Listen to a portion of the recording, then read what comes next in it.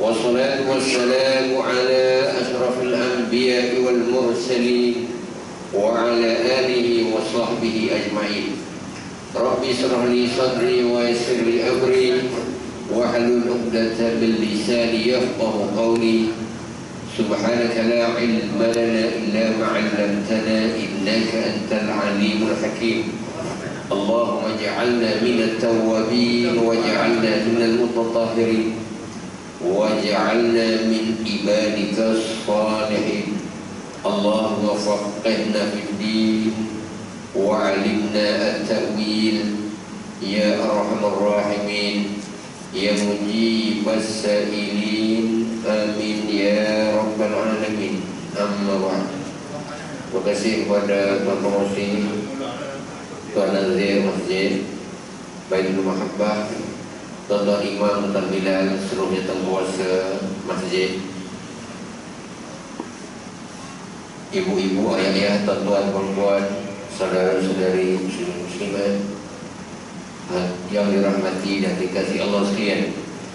Alhamdulillah, pada pagi yang berbahagia ini, jumpa Sabtu subuh, jadi masa yang terbaik yang diberkati bermulanya hari dengan subuh, kemudian menantilah hingga ini waktu maghrib. Jadi alhamdulillah tuan-tuan hadirin Allah SWT, kita berada dalam anugerah Allah yang besar. Para siapa yang solat 2 rakaat sebelum fajar lebih baik daripada dunia dan sisinya, apatah lagi kita solat subuh yang menjadi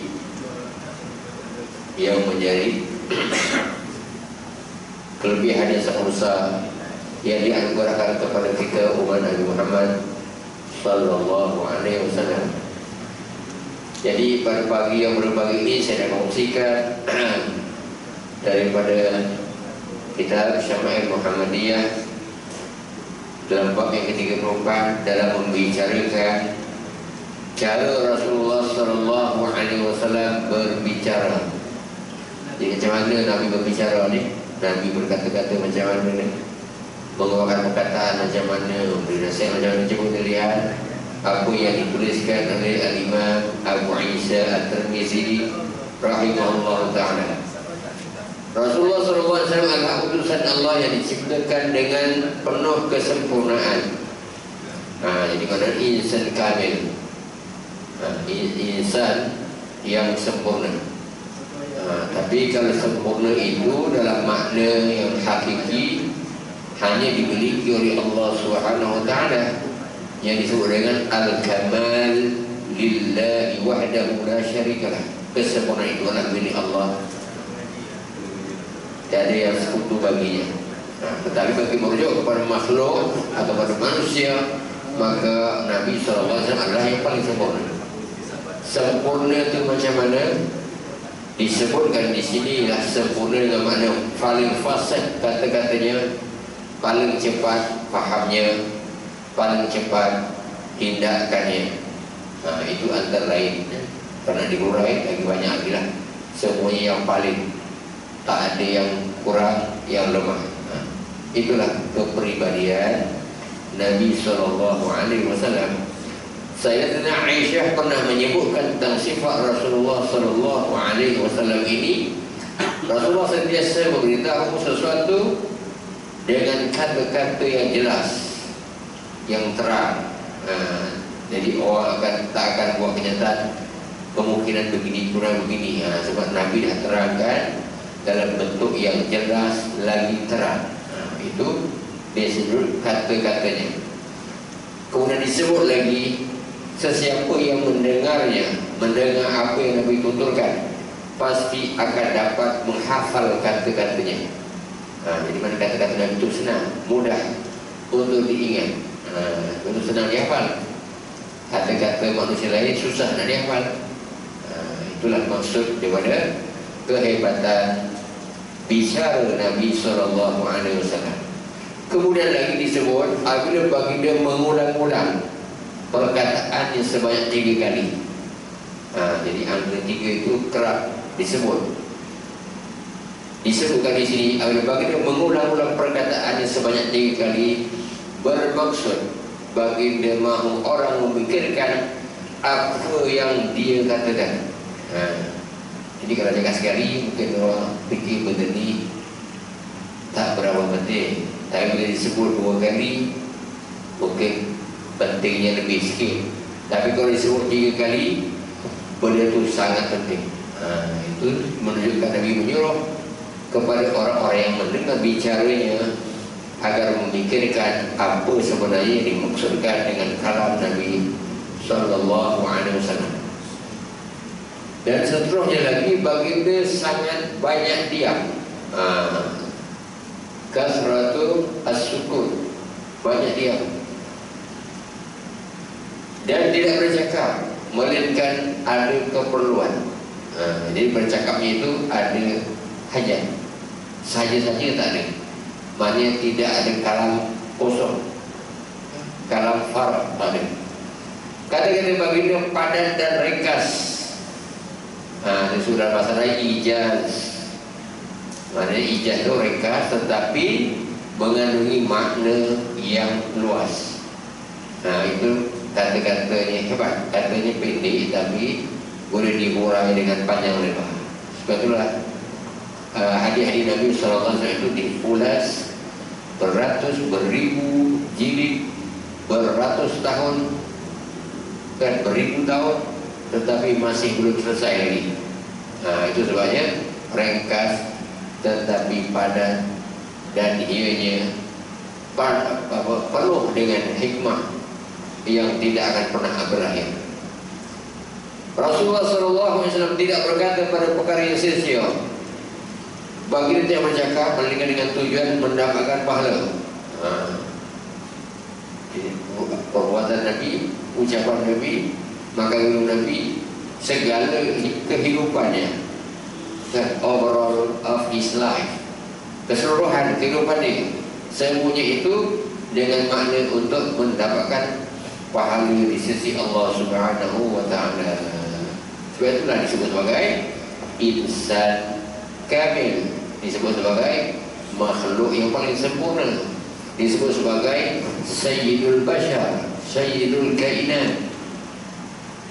Itu adalah ciri-ciri yang ada pada Nabi SAW dalam muqaddimah, dalam kitab muqaddimah oleh Imam Abu Isa At-Tirmizi rahimahullahu ta'ala. Jadi Abu Musa ni, Imam Bukhari, ni semua kalau ikut dia punya peta dia, sekarang ni negara Rusia lah, Rusia. Kita tengok dengan perang tadi, tapi tak apa nak dengar dia punya bunyi kan, tak jauh pun. Jadi kat situ lah Imam Bukhari di situ, Imam Tirmizi di situ, ramai tokoh-tokoh ulama hadis daripada situ lah, kawasan situ. Yang silap, yang ulama-ulama besar di dalam pengumpulan hadis-hadis Nabi sallallahu alaihi wasallam.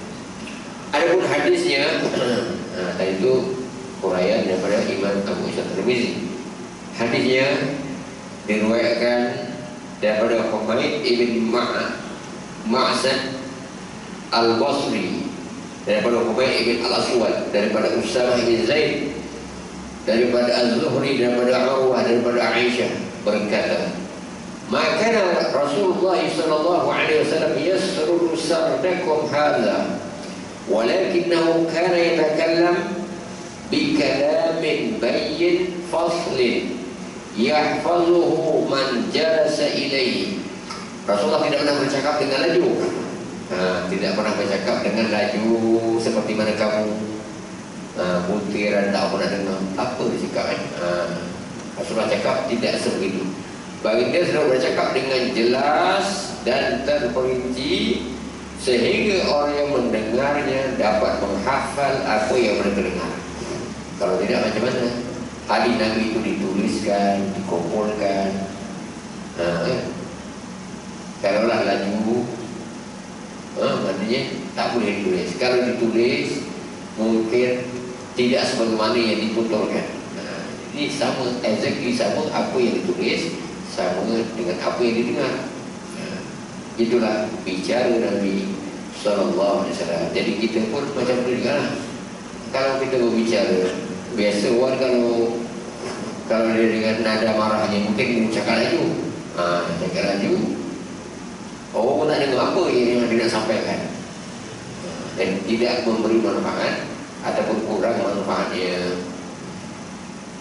Kemudian lagi hadis daripada Muhammad bin Yahya daripada Anas bin Malik radhiyallahu anhu berkata, "Kana Rasulullah sallallahu alaihi wasallam yu'idu mana mengulang-ulang.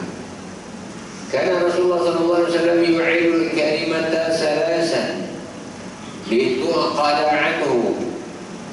Adalah Nabi sallallahu alaihi wasallam mengulang-ulang percakapannya sebanyak 3 kali. Alasan apa? Supaya ia difahami oleh orang-orang yang mendengarnya.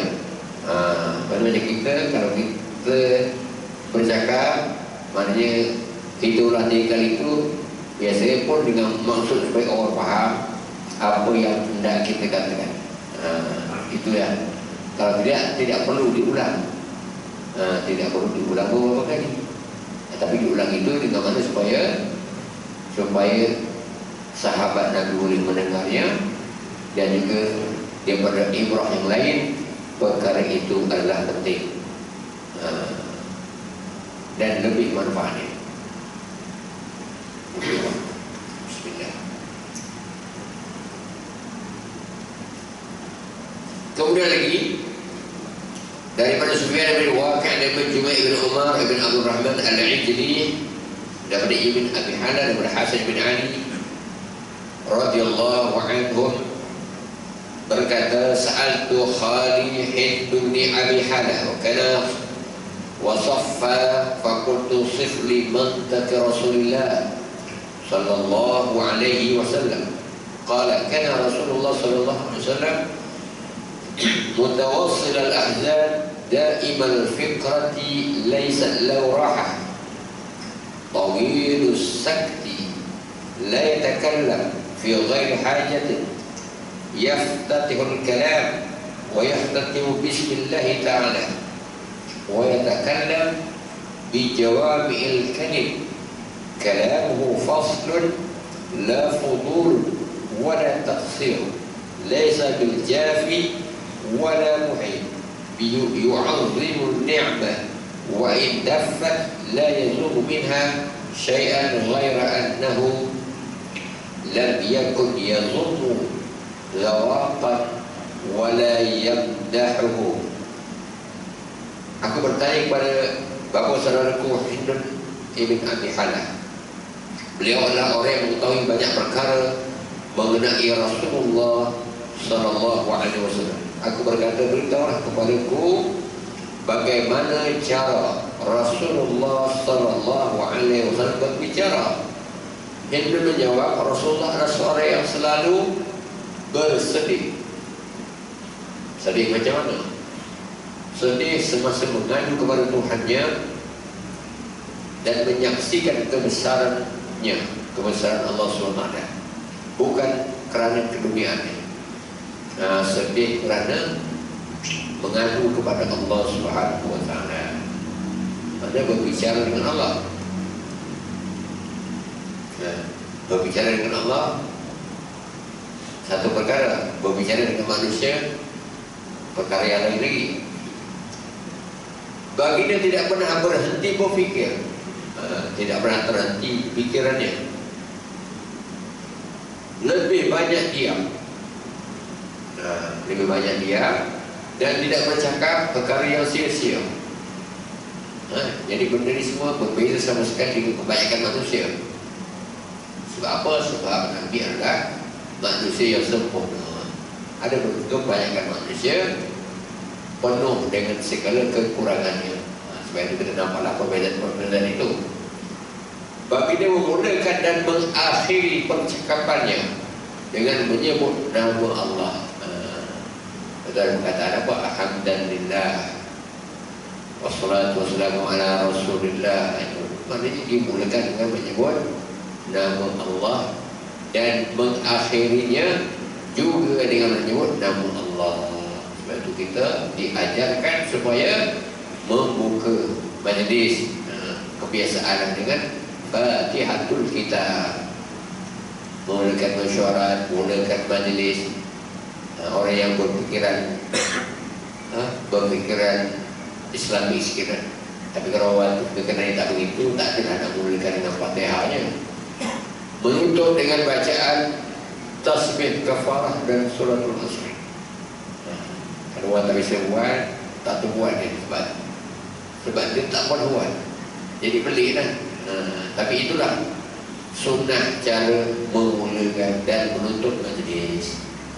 Jadi dengan maknanya Nabi SAW memulakan dan mengakhiri perbicaraan yang menyebut nama Allah. Beliau bercakap dengan ringkas namun penuh makna. Itu khutbah Nabi SAW. Ini Nabi jelas. Itu khutbahnya panjang, tapi pusing-pusing, tak berapa jelas. Contohnya lah. Sebab memanglah tidak sama kata-kata Nabi SAW itu berpadu pada wahyu secara totalnya begitu. Apa yang Nabi tuturkan semua adalah wahyu. Apa yang Nabi sebutkan itu manifestasi daripada apa yang terdapat dalam Al-Quran. Apa yang Nabi sebutkan menguraikan apa yang ada di dalam Al-Quran. Sebab itulah disebut dengan cara semuanya menggunakan panduan daripada Allah Subhanahu. Kata-kata beliau juga terperinci, tidak berlebihan dan tidak dikurangkan. Maksudnya tidak sampai ringkas sangat sampai tak boleh nak faham ataupun timbul kesalahpahaman. Tidak begitu. Maksudnya terperinci tetapi tidak berlebihan, bukan terperinci tapi terlebih-lebih dalam menerangkan sampai tidak berhajat kepadanya. Bagi dia bukan suara yang kasar, bukan suara yang keras kepribadiannya, dan tidak suka menghina. Beliau selalu mensyukuri nikmat Allah walaupun sedikit. Jadi disebut kalaulah seseorang hamba Allah itu tidak bersyukur dengan yang sedikit, mana mungkin dia akan bersyukur dengan dapat nikmat yang banyak. Sikit-sikit pun dia tak mau bersyukur. Kalau banyak lagi dia lupa. Sebab itulah disebut pepatah Melayu, kacang bukan kulit. Dekat sana tu kacang dengan kulit benda yang sama. Dalam kacang tu di luar di kulit, tapi macam dia boleh lupa. Kenapa tidak ada nilai kesyukuran? Sebab itulah Nabi SAW mensyukuri nikmat Allah walaupun sedikit, dan tidak pernah sekalipun mencela kurniaan yang diberikan kepadanya. Macamlah makanan. Itu Rasulullah SAW beritahu, kalau makanan, kalau kamu tidak menyukai makanan tersebut, jangan cakap apa-apa. Apa yang cakap? No comment. Apa yang komen? Tinggalkan dulu ya. Jadi maknanya mungkin makanan itu untuk yang lain, rezeki makhluk yang lain. Tak payah komen itu lagi dan sebagainya. Begitulah yang disebutkan ya, sebagaimana amalan Nabi SAW. Beliau tidak pernah menguji maupun memuji makanan. Ini dalam keadaan Nabi SAW, kecuali lah kalau orang tu memang kerja dia masak, dia menjadi juri dalam juri masakan. Itu lain lah, dia kena komen lah. Dan markah ini bagusnya begini, ini kasih mana. Itu adalah kerja dia. Itu lain. Ini kita tak ada apa-apa keperluan. Makanan itu kita tak suka dan kita komen. Itu tak boleh lah. Tidak boleh, bukan maknanya haram dan berdosa. Maknanya bukan merupakan sifat yang paling mulia. Macam tu lah. Kerana bila disebut tidak boleh, bukan semuanya diklasifikasikan sebagai haram dan berdosa. Kerana sesuatu yang tidak tidak boleh itu ada beberapa makna. Ada maknanya kurang adabnya, ada maknanya tidak berapa disukai oleh Allah Subhanahu Wa Taala, atau dalam makna lain dia makruh. Tetapi ada juga yang bawa makna haram sehingga dia berdosa. Jadi itulah tahap-tahap bila disebutkan ianya tidak boleh, bukan hanya dengan satu makna. Bila tak boleh je maknanya berdosa, haram, neraka, bolehlah. Tapi setengah orang yang berfikiran begitu, maka fikirannya sempit, dananya sempit, tidak boleh menerima di sana ada beberapa pandangan dalam perkara-perkara tertentu. Kemudian disebut lagi baginda tidak pernah marah. Tidak pernah marah macam mana? Baginda tidak pernah marah disebabkan urusan duniawi dan urusan pribadi. Namun jika kebenaran dilanggar, tidak ada satu pun yang dapat menghalang kemarahan beliau, sehinggalah kebenaran itu ditegakkan semula. Kalau melibatkan perkara-perkara penting yang bukan bersifat pribadi, maka Nabi SAW akan marah. Jadi marah yang terpuji lah. Dan marah itu bukan maknanya sentiasa tak boleh. Kalau orang sudah tidak ada marah, masalah tu. Rumahnya dicuri, ahli keluarganya dibunuh, orang Islam bersembelih, dia tak ada marah, tak ada. Itu masalah. Kan sekarang ni yang paling terusir di India lah, orang Islam disembelih, dibunuh, dibelah pun, bayi baru lahir bayi dibelah. Dia macam Fir'aun juga lah. Nak cerita macam mana orang Islam di India ditindas pada ketika ini. Orang Islam punya banyak, lebih 1 bilion pun tak mampu memberikan pertolongan kepada orang Islam di India. Tidak cerita macam mana lemahnya orang Islam, bagaimana Nabi SAW menyebutkan bahawa umatku di akhir zaman bilangannya sangat banyak seperti buih di lautan. Nabi dah tahu 1400 tahun yang silam apa yang akan terjadi pada hari ini. Jadi itulah kerana iman di kalangan orang Islam rapuh, persaudaraannya tidak kukuh, sehinggalah dibunuh dengan sewenang-wenangnya, tiada siapa yang membela.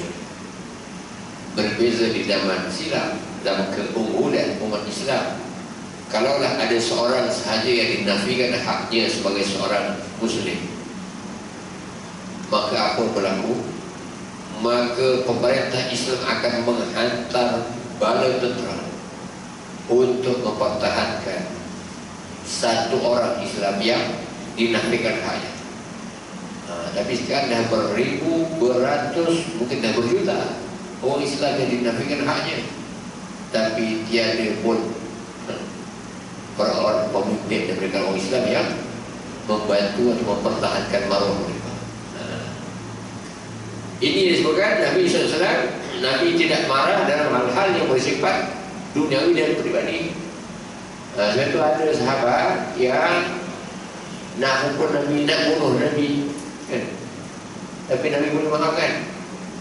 Tapi kalau melibatkan agama, melibatkan hak orang Islam, maka Nabi cukup tegas. Sebab itu disebutkan dalam hadis-hadis yang lain, man lam yahtam bi umur muslimin falaysa minna. Barang siapa yang tidak mengambil berat tentang urusan kaum muslimin, maka dia bukanlah daripada kami. Itu menunjukkan maknanya Nabi SAW sangat marah bagi perkara yang melibatkan kepada jamaah, melibatkan kepada kepentingan umat. Bagi dia tidak pernah marah dan tidak akan meminta pembelaan berkaitan urusan pribadinya. Urusan pribadi. Jadi ada beza peribadi dengan kemasyarakatan. Macam dosa sama juga, dosa peribadi, dosa kita dengan Allah SWT. Kita tak perlu nak cerita dosa kita kepada orang lain. Kita dengan Allah saja. Ada pun dosa-dosa yang melibatkan dengan masyarakat, itu kita kena mohon maaf pada masyarakat itu sendiri. Ikut media punya. Pada zaman dah canggih ni, kat mana kita marah dekat video?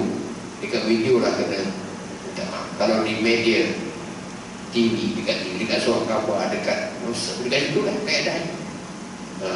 Itulah cara untuk menebus kesalahan-kesalahan yang ada pada mana-mana insan.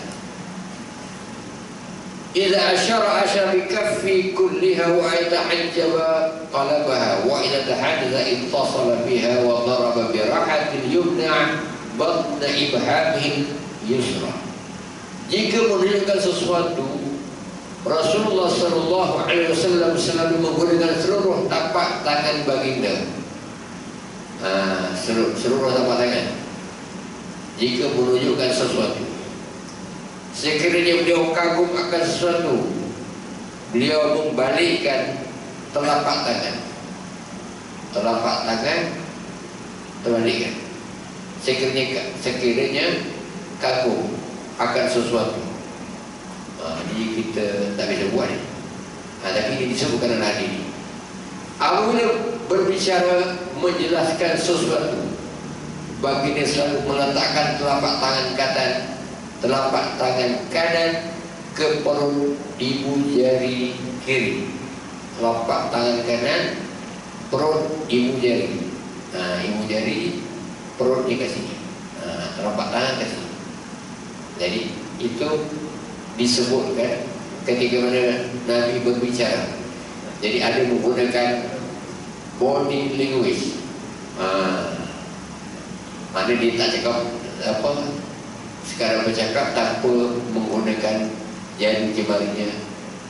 Jadi itu ada kaitan bagaimana Nabi SAW berbicara dengan menggunakan tangan, jari, ibu jari dan sebagainya. Karena Nabi sebutkan nak cerita tentang bainani wa yaumil qiyamah kahataini, di antara aku dengan hari kiamat adalah di antara dua jari. Baina subabah wal wusba, di antara ibu jari dengan jari tengah. Inilah begitu hampirnya di antara kebangkitanku dengan hari kiamat. Macam ini. Dan Nabi lagi sampai lagi kiamat di antara dua jari ini. Jadi dua jari ini itu perumpamaan. Maknanya apa tu? 2 tahun ke, 200 tahun ke, 2 abad ke, tak tahu. Tapi jaraknya dekat. Menggunakan jari. Jadi itu adalah kaedah pertuturan Nabi SAW antara lain.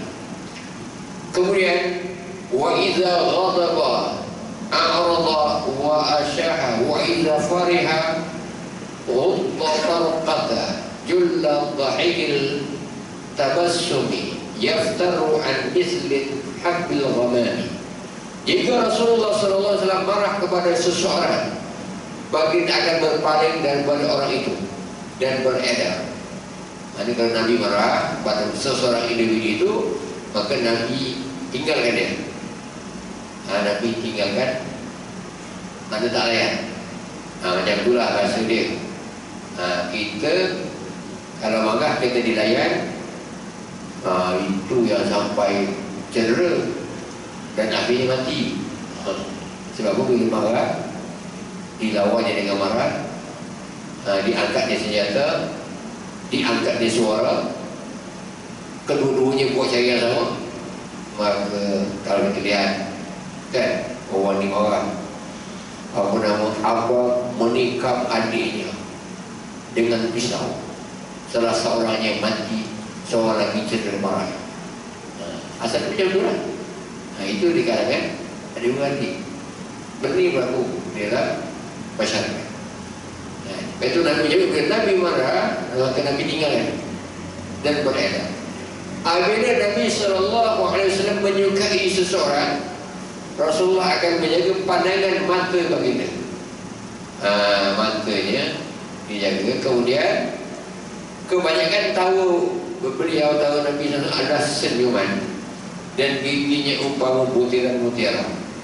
Jadi Nabi banyak senyum, kan? Tidak ada ketawa terbahak-bahak sampaikan 1 kilometer boleh dengar suara ketawanya, kan? Mengilai suara ketawanya. Itu semua bukan cara Nabi lah. Jadi Nabi ketawanya macam senyum. Mana ketawanya tak apa nak ada bunyi lah. Itu yang disebutkan dalam Imam At-Tirmizi dalam hadisnya ini. Jadi begitulah tuan-tuan hadirin mati Allah SWT, beberapa hadis yang berkait dengan cara berbicara Nabi Sallallahu Alaihi Wasallam. Jadi mudah-mudahan apa yang dapat kita ambil pandangan dalam kehidupan kita ini, maknanya kita sebagai individu, sebagai bapa, sebagai abang, sebagai individu dalam mana-mana masyarakat, kita ingin mengongsikan, memberikan pandangan, memberi nasihat, kan? Jadi semuanya itu menggunakan panduan cara Nabi SAW supaya ianya lebih memberi kesan kepada orang yang mendengar nasihat kita, mendengar kata-kata kita, mendengar cadangan kita. Itu yang disebutkan di dalam hadis-hadis tadi. Kerana kalaulah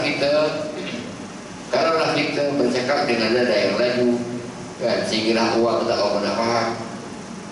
Adapun anak kita sendiri kita nasihat dengan yang tidak jelas, kita beritahu lain, dia faham lain, maka bila itu terjadi, maka tidaklah tercapai matlamat dan objektif yang kita hendakkan. Jadi itulah maksud daripada apa yang kita sebutkan, bahawa Nabi SAW adalah sumber rujukan dalam kehidupan ini, dalam seluruh kehidupan ini. Jadi siapa pun di dunia ini, apa pekerjaannya, apa situasinya, maka semuanya boleh menjadikan Nabi SAW sebagai panduannya. Sebab Nabi SAW adalah uswatun hasanah. Laqad kana lakum fi Rasulillahi uswatun hasanah. Sesungguhnya pada diri Nabi SAW adalah suri teladan yang terbaik. Orang lain boleh juga kita mengikutnya. Banyak manusia-manusia lain juga yang boleh dijadikan teladan. Para sahabat Nabi SAW hebat, 124,000, kan, sahabat Nabi. Tapi yang ditulis di dalam sejarahnya tak sampai 24,000. Sahabat-sahabat besar tidak ada pengatus lah yang masyhur. Para nabi-nabi alaihi wassalam yang disebutkan dalam Quran 25 orang yang dituliskan sejarahnya. Dan para imam-imam, yang ramailah tokoh-tokoh ini, tetapi tidaklah seperti mana Nabi SAW, kerana ia adalah yang terutama yang disebutkan oleh Allah SWT sebagai sebaik-baik penciptaan, sebaik-baik manusia, sebaik-baik ikutan, sebaik-baik contoh, sebaik-baik yang perlu. Dan itulah kita dalam kehidupan yang tak berapa nak panjang ni, bukan tak berapa panjang, memang pendek sangat. Jadi mudah-mudahan kita dapat mengikuti apa yang kita dengar, apa yang kita pelajar, dapat kita laksanakan dalam kehidupan ini. Kalaupun tidak dapat melaksanakan secara keseluruhannya, maka kita melaksanakan setakat mana yang kita mampu melakukannya. La nastati an naf'al kullahu wa la natruk kullah. Kita tak boleh buat semua, jangan kita tinggal semua. Itu satu kerugian. Jadi kita buatlah mana yang kita mampu. Tak semua orang mampu buat, kan? Jadi amalan ibadah Nabi ramai yang tak mampu buat. Tapi kalau ada hadis berbicara itu rasa tak ada payah mana. Kalau ibadah Nabi memang payah nak buat. Nabi baca rakaat, sahabat duduk sembahyang ke belakang Nabi. Dia tengok Nabi sembahyang. Pasal Nabi sembahyang berjamaah ni, Nabi baca ayat pendek-pendek je. Bila Nabi sembahyang sendiri, Baqarah tak habis, tambah Al-Imran, tambah Al-Ma'idah, tambah Al-Fatihah, panjang sampai dekat setengah Al-Quran satu rakaat. Jadi kita tak mampu nak ikut cara ibadah Nabi SAW dalam menghidupkan malam. Memang tak tercapai kita. Membaca Al-Quran tak tercapai. Tapi kalau dalam berbicara dengan Nabi SAW yang kita perbahaskan kepada ini, tidaklah sesukar yang lain-lain. Kerana sangat ringkas, perlahan, memilih yang baik-baik, tidak marah dalam perkara yang merupakan individu, marah dalam perkara yang kepentingan umat. Jadi benda-benda ini benda yang mudah dan mampu untuk kita mengikutinya. Mudah-mudahan. Jadi begitulah tuan hadirin mati Allah Subhanahu Wa Taala, tidaklah saya berhajat untuk menyambungnya lagi. Mudah-mudahan dalam setengah jam lebih sikit ini ianya menjadi tempat buat kepada kita, memudahkan urusan kita, terutama dalam menghadapi Ramadan yang tak berapa lama lagi ini. Mudah-mudahan Allah beri kekuatan kita untuk mendapatkan seberapa banyak rahmat, seberapa banyak anugerah, seberapa banyak pahala, seberapa banyak derajat pada bulan yang mulia ini, insya-Allah. Jadi sekarang itu saja.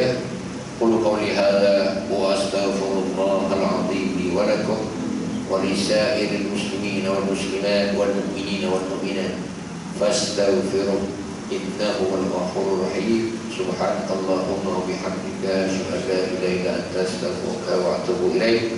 Bismillahirrahmanirrahim. Wal 'asri innal insana lafi khusr illa alladhina amanu wa 'amilus shalihat wa tawassaw bil haqq wa tawassaw bis sabr. Wabillahi taufiq wal hidayah.